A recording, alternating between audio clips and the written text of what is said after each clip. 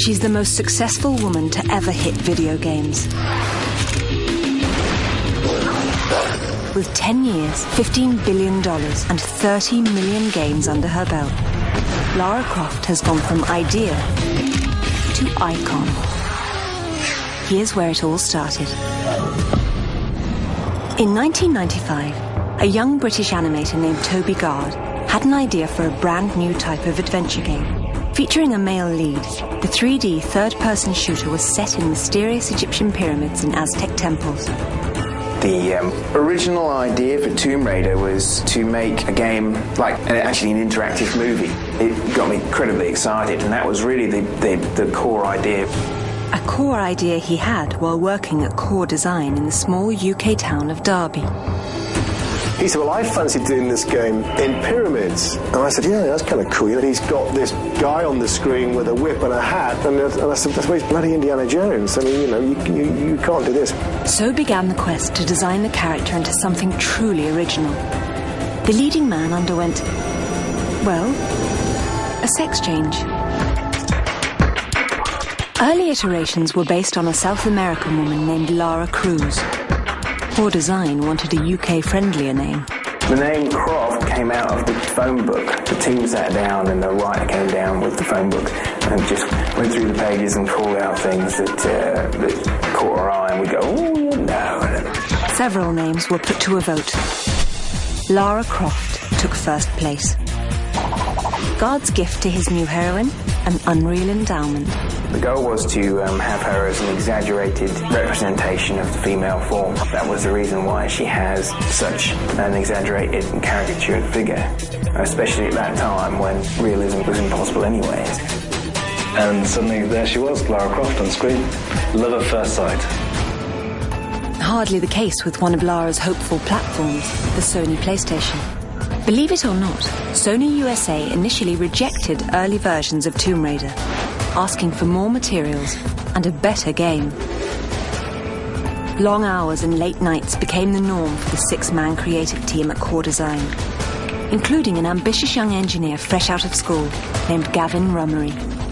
I created this tool called Room Edit because the whole game was set in tombs, and it seemed a very good idea. We built rooms connected through a doorway into another room. I was thinking like Tutankhamun's tomb, things like that. That's the kind of thing we'd be doing. The results? A groundbreaking and innovative system of grids and complex levels. The intuitive control system allowed a vast set of athletic moves and mobility through water, which would blow popular 2D side-scrollers of the time out of the water. Sony was sold and eventually got on board alongside Sega Saturn. On Halloween Day 1996, Tomb Raider hit store shelves. The title's impact on the industry was instantaneous. Praised by critics for its gorgeous graphics, crisp full-motion video cutscenes and unprecedented gameplay, Core Design and parent company Eidos had a hit. The first day of sales was extraordinary. You know, she went straight to #1 in a matter of minutes, effectively, and stayed there for a very, very long time. We as a company realised this was not just a video game. It had all the attributes, all the foundations, all the platforms to actually turn it into a true entertainment product. I've been told that if you took all of the copies of Tomb Raider that were sold and piled them one on top of the other, you'd have a building 27 times the height of the Eiffel Tower. What a monstrous, monstrous hit it is. But not everyone decided to share in the riches. In 1997, at the height of Tomb Raider's commercial success, Lara's creator decided to leave the company. Because a character like Lara Croft is essentially an asset for a company, there's always going to be opportunities for sorts of cross-promotional stuff. I certainly had a major problem with the way that Lara was being portrayed in the beginning of the franchise. I don't think that the character would ever get into Maxim-style poses. Lara was his baby, and then people got on top of it and they suddenly went, right, we're going to do it this, we're going to do that. And he really resented that, and he really didn't like that. That really upset him a lot. With 7 million units of Tomb Raider sold, Eidos knew the show had to go on. Designers at Core instantly began work on a sequel. Toby was gone, but the question remained. Would Lara work without her creator?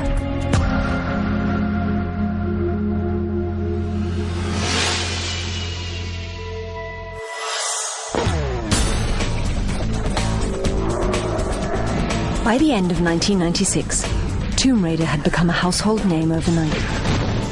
The pressure was on. Without the help of Lara's creator, Toby Gard, Core Design had to deliver a new Lara and a series of action-packed sequels living up to the first game. In 1997, a new deal making Tomb Raider a PlayStation exclusive title provided a big boost for the franchise. It didn't hurt at all to have the first console to ever ship 100 million units on Lara's side. A success like Tomb Raider becomes sort of the holy grail of anybody setting out to write a game. Being exclusive to PlayStation allowed us to do a lot of advertising on behalf of the title. Tomb Raider helped PlayStation a lot, and in a way, PlayStation helped Tomb Raider a lot. In Europe, PlayStation is really the platform of choice. The character identified as a PlayStation icon was good for both parties. On October 31st, 1997, Eidos launched the much-anticipated follow-up, Tomb Raider 2. This time, Lara had to hunt down an ancient Chinese artifact, which was also being chased by evil crime kingpin Marco Bartoli. Core Design worked tirelessly to ensure that this chapter was filled with explosive action. Tomb Raider 2 was insane from my own personal point of view. I was working pretty much 24/7 for 6 months. Hard work paid off. Players got their hands on some cool new weapons and gadgets, while cruising the world in a variety of innovative vehicles, like a snowmobile in Tibet or a speedboat through the canals of Venice. I always just loved it, actually, you could bomb around the canals in Venice, and I always thought that was really cool. And so did the rest of the world. Part 2 was an instant hit, selling 7 million copies worldwide. By this point, Lara was an A-list celebrity, and Eidos knew that in order to meet demands, they would need to deliver even more hits. It sounded good in theory. We had no choice but to release another Tomb Raider year on year, each Christmas. I mean, it controlled our lives for probably 5 or 6 years. I mean, it pretty much ruined most people's lives. Closest I've ever seen anybody to a mental breakdown. Fans just wanted more Lara. That's what they got in 1998's Tomb Raider 3. Core Design squeezed the PlayStation for all it was worth on this one. Top-notch graphics and innovative non-linear play accompanied Lara's trip out of the tombs and into London and the States.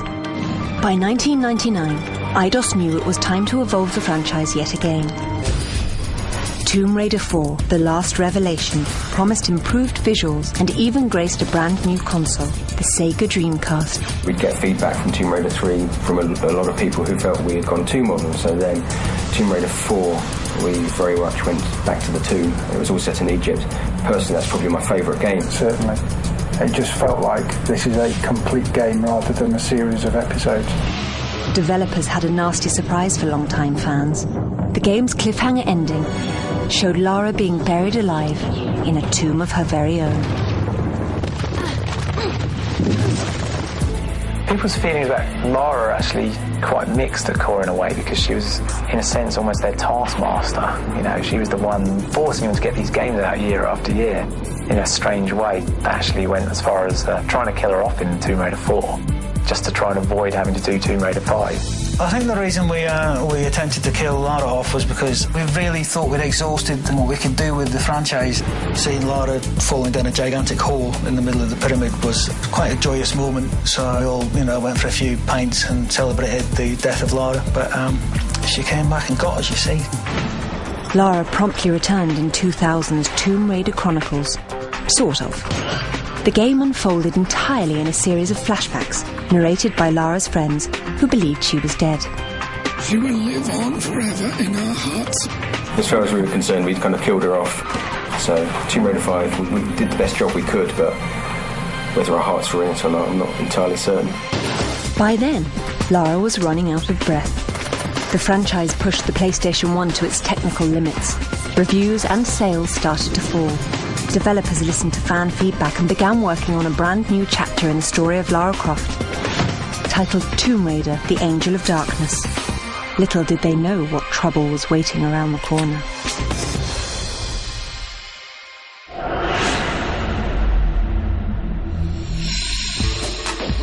Gamers were still buying Lara Croft's adventures by the Jeeploads in 2001. But critics and fans agreed. The series was losing its luster. With the release of the PlayStation 2, the Tomb Raider team decided to overhaul the game for next-generation consoles quickly.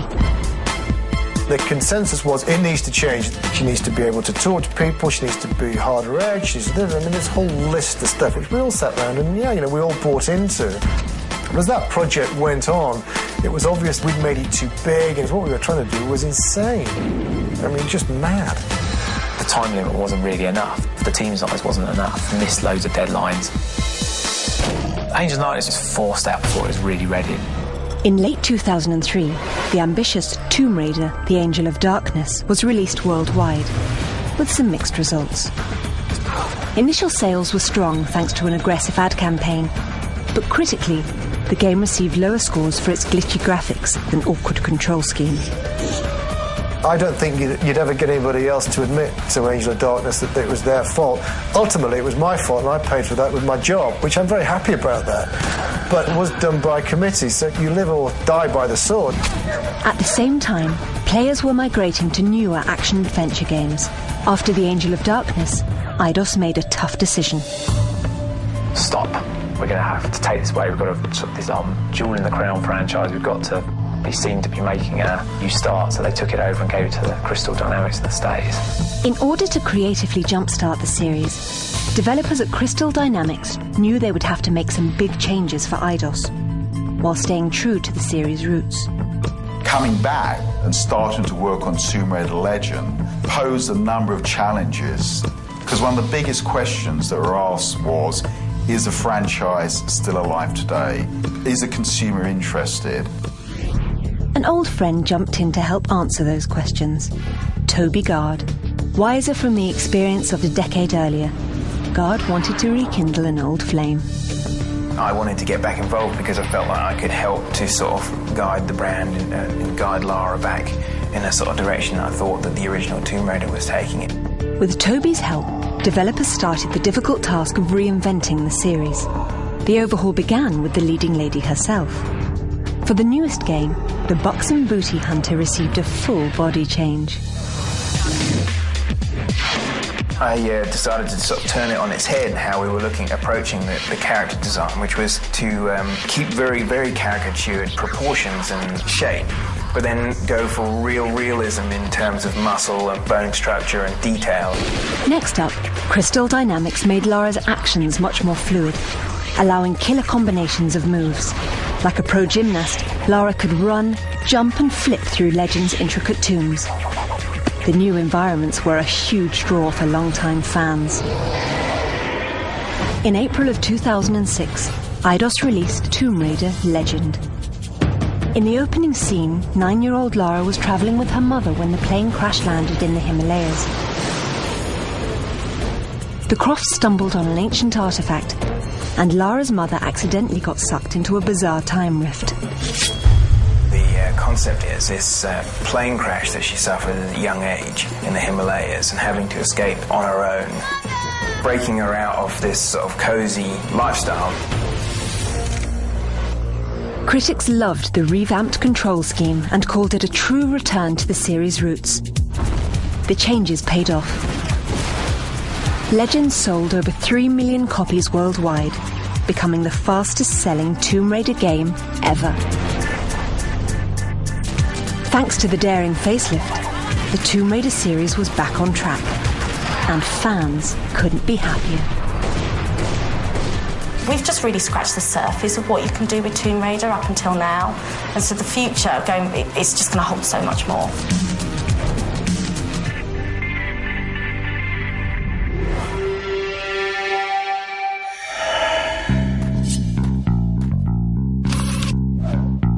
If you thought a console could contain this virtual vixen, you're dead wrong. Lara Croft has a face that launched 1,000 products or more, and Tomb Raider is a multi-billion-dollar empire. Just think, 11 years ago, nobody ever heard of Lara. Then, in late 1996, her creator got a shock. I remember going down to the game shop in the high street, standing in a queue and having people both ahead of me and behind me holding copies of the game and talking about how excited they were. And it was just this really strange feeling, realising that it actually was going to be majorly successful. Toby's hard-nosed heroine was a hit. Shortly afterwards, Lara landed on the cover of Britain's The Face magazine, a spot typically reserved for real-life high-fashion trends. That was the defining moment that made the statement that we had something that was truly going to become mass market and successful. 249 magazine covers later, Lara was a worldwide phenomenon, signing lucrative international deals. You've got Tomb Raider scooters and Tomb Raider motorbike helmets. In France, Lara was made into a postage stamp. In Spain, she's been the face of SEAT. They had a whole series of advertising based around Lara. For more than a decade, advertisers have sought a piece of Lara to help boost sales. But how does Eidos do this without selling out? That's where Janet Swallow comes in. As VP of licensing, she's called daily by folks looking to stamp Lara on anything, from lunch pails to garden hoses, pizzas to bed sheets. Rarely does a product make the cut. Eidos as a company is very, very protective over Lara, so we're very careful with the merchandise that we choose. We've had two odd requests. One of them is a racehorse owner called to say could he call his racehorse after Lara, which we declined. We were really worried that it would fall at the first hurdle, so we said that was no. And the second one was a tulip grower in Holland to name one of their branded tulips after Lara, which I thought was quite nice. While the official Lara tulip grows, other deals, such as Lara Croft knickers, wilt. I think maybe because that's quite a hard act to follow, you know, to put on some underwear that's got Lara Croft on it with Lara's signature. I think it's a tough one. It was the weakest. Comic book publisher Top Cow approached Eidos about serializing Lara's adventures in a monthly comic title. Eidos loved the idea, and the series ran for 5 straight years. That same year, in pages of another kind, Lara Croft model Nell McAndrew posed for Playboy in the controversial spread Lara Croft Nude. Eidos pulled the trigger on a lawsuit, forcing Playboy to pull those copies from shelves and alter the cover. Perhaps the strongest deal in the history of the franchise went down in 2001. Lara Croft had all but conquered the game world. So, what's a young woman to do? Simple. Head to Hollywood. But first, film producer Lloyd Levin had to convince studio execs to take a little gamble on Lara. There was very little awareness within the movie industry about the potential of video games. When we were submitting the property to studios, there were a number of cases where we had to submit PlayStation consoles so they could play the game. Video games didn't have a great history of silver screen iterations. Box office busts like Super Mario Bros. Turned off much of the game-based film viewing public. It was somehow assumed that it just wouldn't work. We never had any doubt, and we knew that it was a great opportunity to actually do something that was a little bit unprecedented. Paramount took a swing at the pitch and hit a grand slam. With heavy hitter Angelina Jolie filling Lara's boots, Tomb Raider 1 grossed almost $50 million opening weekend, $300 million total. The film eclipsed Alien as the highest moneymaker with a female lead. A second Tomb Raider followed in 2003, and buzz about a third movie can now be heard worldwide.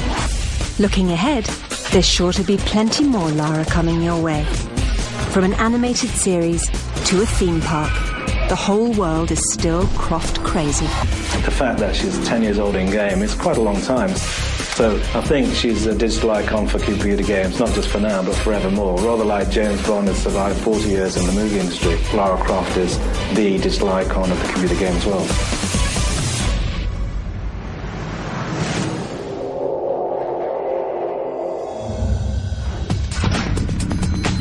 As a franchise, Tomb Raider has done just about anything a video game can do.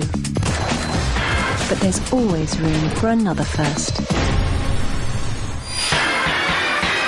Through the years, Eidos has chosen one young lady to be Lara. For the first time ever, all past live-action Laras come together for a high-profile photo shoot.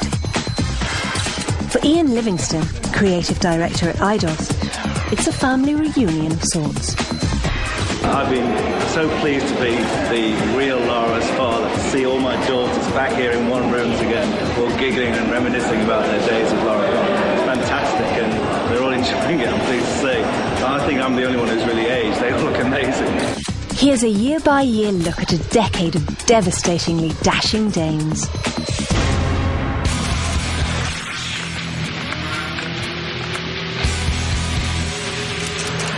It has changed my life. Even now, actually, I still get lots of letters from people all over the world, which is just mind-blowing. I can't believe people still associate you with the character and just really still are big fans of the game itself.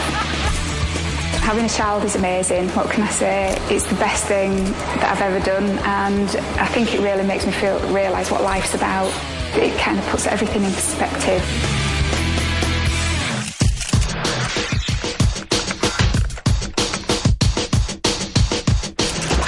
The first time when I heard about Lara Croft, when my friends were playing this game day and night, and I was like, what are you playing? What are you obsessed about? They said, oh, this is Lara Croft, you know, she's really hot, and actually you do look a bit like her, and you've got the same name. It was meant to be.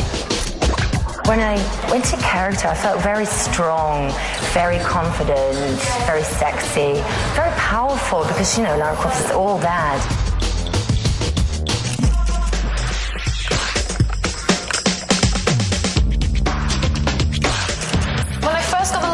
I was the youngest ever, so I was just turned 17. When you get into the outfit, you're a changed person. You're just in the role of Lara Croft, and you can do anything, and everyone looks at you like you've just stepped out of the video game. I think it's a feeling that I'll never have again. My best memory of being Lara Croft was my biggest fan, who was from Amsterdam, and I think he bought my wisdom teeth on the internet. I think that made his day, really made his year. I think when I became Lara, I didn't know who I was as a person, and travelling with a group of people around the world, especially being 17 and new, it kind of made me who I am today. So it meant a lot to me, and I'll always remember it.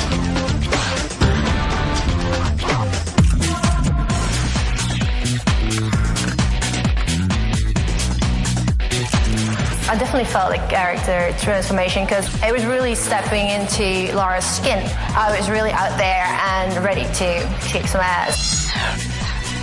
I was extremely tall with my boots, and it was just really intimidating. People would really be, you know, like astonished. And I love to make people smile. I love to entertain, so it was great fun. It's just really nice that you can see that some fantasies do become reality. Do they ever? The photo shoot was a resounding success. On 3, 1, 2, 3.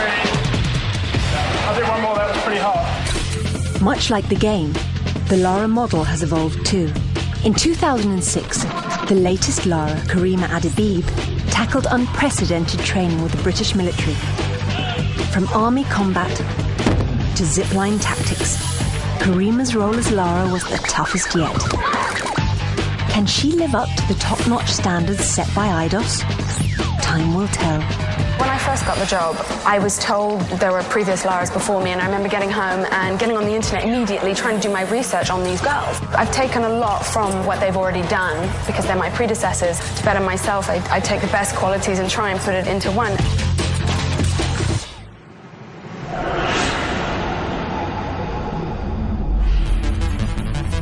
Leipzig, Germany. Nearly 200,000 people prepare to descend on the largest video game conference in the world. They want two things: a look at the latest games and a glimpse of Karima Adebib. Her journey here began when she was just 10 years old. Everyone in school was talking about this new game that was coming out, Lara Croft. So I kept begging my mum, please, I want it for Christmas, I want it for Christmas. So I got it, and I was just obsessed with it. So began Karima's training to assume the role of her own childhood heroine. Growing up in Morocco, I spent a lot of my time exploring, hiking, playing a lot of sports, living in the sun. At 18, athletic by nature and a gamer at heart, Karima had a go at modelling. I got this call saying there's a casting for Lara Croft. I'm Lara Croft. Lady Lara Croft. Lara Croft. Lara Croft. I am the girl for this mission. With more than 1,000 models gunning for a rather unique role, the competition was tough. But Eidos knew right away who their Lara would be. She's obviously a very striking young lady. She's very intelligent. She speaks 6 languages. Kronika is just extremely gifted at working a crowd. She gives every single person a little piece of her. Kronika is about to wade into a sea of 183,000 convention visitors, 2,600 journalists, and 368 exhibitors from 25 countries. To be honest, I don't know whether it's the weight of the boots or whether it's the heaviness of the holsters. This sort of strange thing happens to me. The arms go up, the elbows go out, the back stands straight. I turn into Lara. A brand ambassador for a franchise that has sold more than 30 million units worldwide, Kronika's day is an adventure itself. The first time someone held a mic in my face, it was awful. I couldn't stop shaking, stuttering, stumbling, but now it's just like second nature. I find that now the people that are putting the mics in my face are shaking. Thank you, it's a pleasure. Lara is intimidating. I do get asked a lot of the same questions. One of them being, how do I feel about Angelina Jolie? Played on the film, I heard? No. I was in Alien vs. Predator. Yes, I was a sacrificial maiden. I got killed by a face hugger. What else? How did I get the job? What I was doing before the job? What are my intentions later on? Do I want to be an actress? Do I want to be a writer, an astronaut? Do I have a boyfriend? Am I going to get rid of him? What happens on level 7? And Kronika knows exactly what happens on level 7. A fact that does not escape fans' chat rooms, blogs, and message boards. Do a hitman. All the boys love her. But the great thing is she's got lots of female fans for the fact that she's intelligent and she's strong and she's just as witty and clever. Lara is beautiful both in and out. Can't get any better than that. And with tens of thousands of fans clamouring for attention, an autograph, a hug, or bullets... You need to train. This mission is one that Kronika is proud to tackle. I put a lot of heart into this job for the fact that I am a gamer. I've grown up with Lara, and now, 10 years later, for the 10th anniversary, I am Lara. It's an odd job, it's an exciting job. It's a job that takes you all around the world. Who knew you could be Lara Croft as your day job?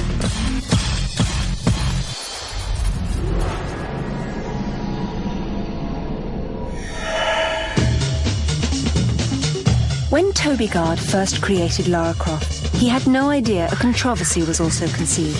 For the past decade, Lara has been dubbed both feminist icon and pixelated play toy. In terms of how females have been portrayed in games up until Tomb Raider 1, they had been often portrayed purely as objects, and normally damsels in distress or just terrible fantasy sort of dominatrix type characters. But Lara was born during the late 90s, the height of what the Spice Girls called girl power. Even still, at the time, convincing execs to let a woman star in her own game proved difficult. Traditionally, all games had male characters because they were played by boys. But these boys hadn't stopped playing games, they just got older. And what would they rather look at? Hedgehog, Plumber, or Lara Croft's firm bum?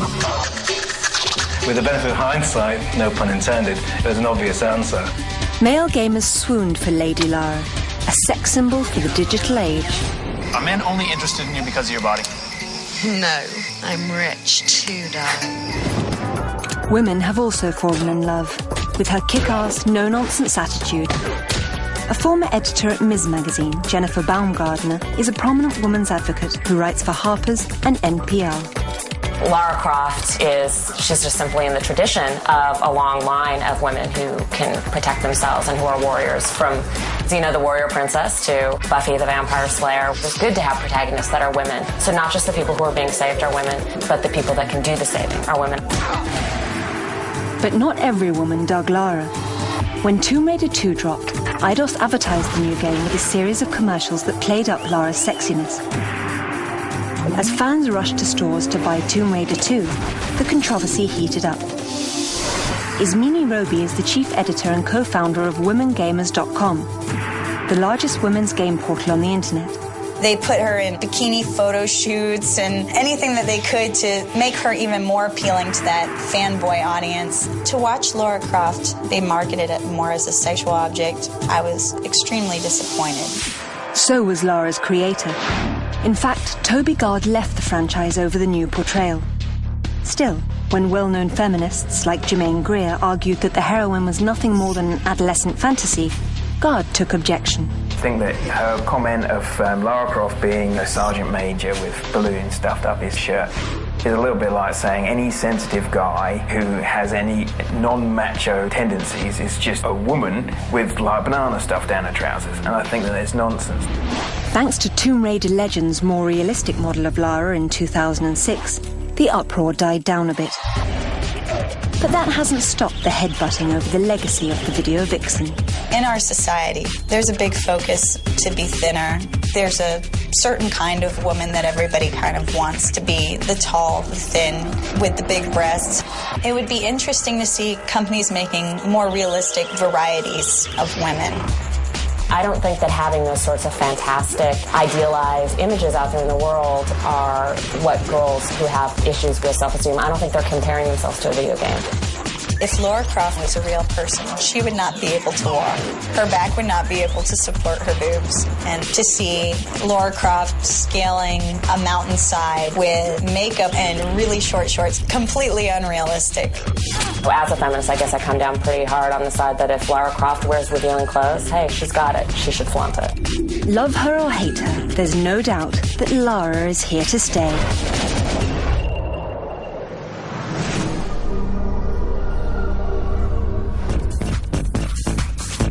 When it comes to fans, there are few more passionate than Lara lovers.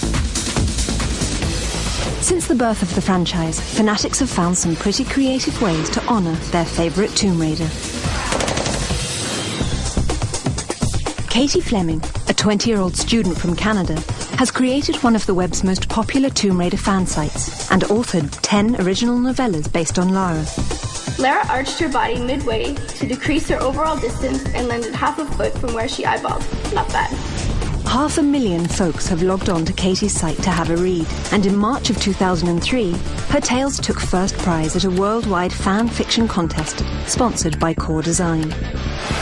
I wrote my first story just for fun, for myself, and I continue to write for myself. If I'm happy with it, then that's what I'm going for, but to have other people read them and really like them is like an extra bonus for me. Katie has also produced, directed, and starred in her own low-budget tribute film. Almost at the spot. Just have to duck outside and find the entrance. It was minus 18 degrees Celsius, which is about 0 degrees Fahrenheit outside, in shorts and a tank top. And it was freezing, but it was a lot of fun. Lara has changed my life in so many ways.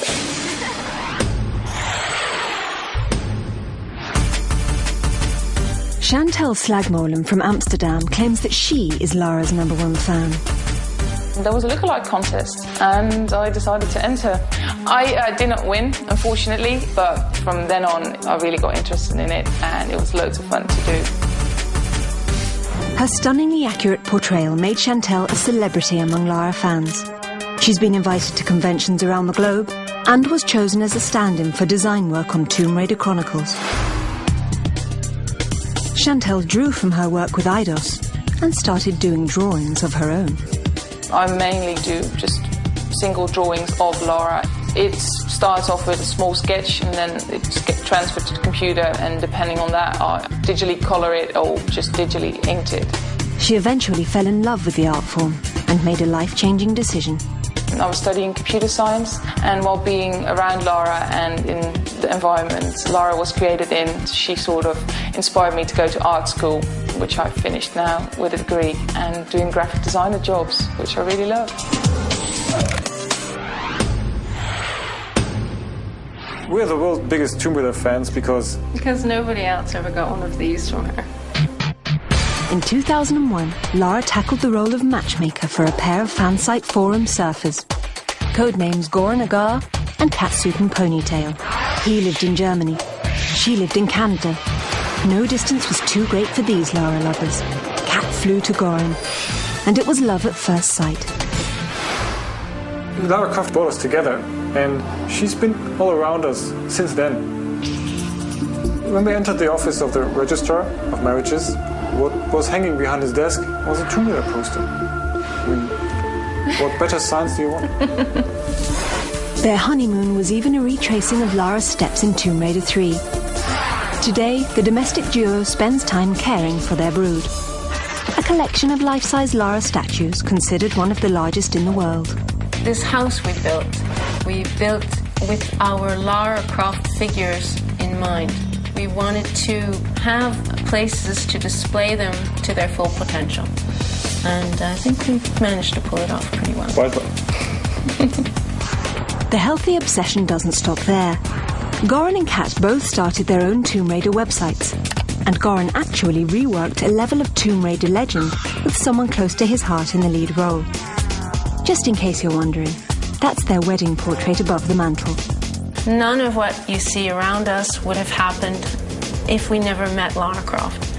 If we never played Tomb Raider, we would never have gone to Eidos' forum, and we would never have met each other, and we would never have married. And that would have been a damn shame. So Lara Croft basically made us happy. Yes. She gave us the biggest gift we've ever gotten.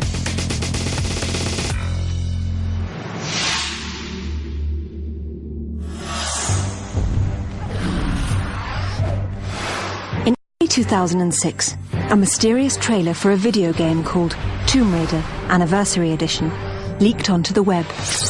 Within minutes, fans around the globe were buzzing over what appeared to be the next Tomb Raider, coinciding with Lara Croft's 10th birthday. The video was not a true representation of an upcoming game, but Eidos did confirm they were creating a new action-packed game based on the original Tomb Raider. There was a kind of a series of emotions that we went through when we found out that we were going to get to make the next Tomb Raider game. You kind of realize, holy crap, we have to make the next Tomb Raider. There's a great sense of responsibility on our shoulders and reverence to the original game that we don't want to mess up in any way. But just why did they come up with a plan to enhance Lara's first adventure? Who better to answer that question than the man who started it all? This gives us an opportunity to actually tell the story that we were trying to tell in the first place, and also to put a bit more emotional resonance into it. I wanted to bring more of an emotional sort of side to the story, so it kind of evolved into more of a question, Lara discovering how far she's willing to go to pursue her sort of goals, how far she'll step beyond sort of what's morally acceptable to achieve her goals. And that, I think that's very interesting. Developers at Crystal Dynamics knew that updating the classic was a challenge even a new and improved Lara might be afraid to tackle. The most difficult part is taking those memorable pieces of Tomb Raider 1 and recreating them in a way that's fresh, but at the same time totally evokes nostalgia. To better understand why the original game deserved an encore, developers went back and played it again, and again, and again. We went back, played through it, really to make sure that we're hitting all the things that people remember from the original game. I think I'm over 100 planes of Tomb Raider 1, which makes me an uber geek. While developers practically memorized Part 1, the series creator worked tirelessly to expand the story of Lara's journey, recovering a mythical artifact called the Scion and solving the mystery of Atlantis. A fleshed-out storyline isn't the only surprise. Slick new moves round it all out. She's now got a grapple, she has more moves than she had in the original game. We're improving where we can while still trying to stay within the boundaries of what the original game was really about. You're going to get your nostalgia, you're going to get those locations you remember, those encounters you remember, but they're just going to be executed at a much higher production level. Along with higher production value, gamers can expect to hear a newly orchestrated version of the original classic score. Making music to our ears is the job of Troels Volman, composer for Tomb Raider Anniversary. With Anniversary Edition, it's really about being faithful to the old games. I think everybody will recognize that the old themes are there. They'll absolutely know all the tunes. The main theme is scored exactly the same way, but just with a little more advanced types of orchestration on it. Enhancements don't stop there. Players will get some pretty interesting eye candy this time around. My favorite part of the game would have to be the T-Rex fight. I mean, everybody sort of remembers that from the first one, so we brought it back and we're trying to make it as great as we can to really hit everybody's expectations of what their memory of the original game is. The bit I'm most excited about seeing is the cat mummies. They're definitely not cute. Thanks to the improvements, Tomb Raider Anniversary is bound to uncover a whole new legion of fans. Gamers from the crypts of Cairo to the tombs of Tunisia are keyed up for Lara's big birthday bash. If we have one message for the fans out there, it's that we're doing our best to make a faithful recreation of the original Tomb Raider experience, and that we're really doing it for you guys, and we hope you enjoy it.